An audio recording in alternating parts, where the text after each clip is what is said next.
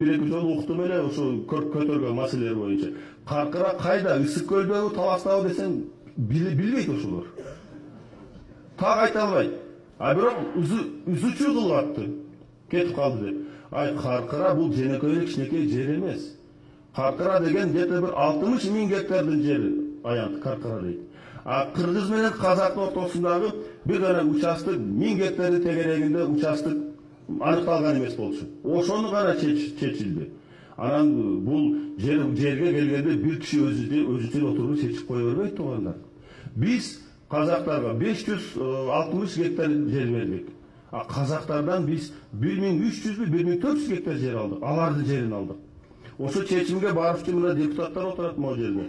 Каркырага барып, ошол жердеги эл менен жолугуп, ай силерге кандай ыңгайлуу? Алар айтты, мынау тиги казактын жери. Ушуну биз пайдаланып келе жатабыз. А бирок тиги жер кыргыздыкы, бирок аны биз пайдаланбай атабыз.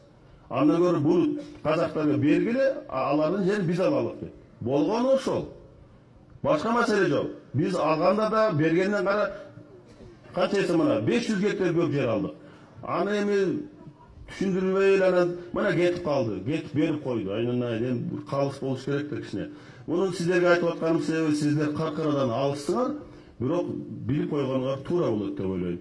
Эч качан Кыргызстандын президенти болобу, башка мамлекеттин жетекчиси болобу, жеке эле өзүнүн кызыкчылыгынын артынан башка өлкөгө жерди 1 метр жерди жөн эле берип койбойт. Анын жолу өтө татаал. Ошондуктан муну туура түшүнүш керек.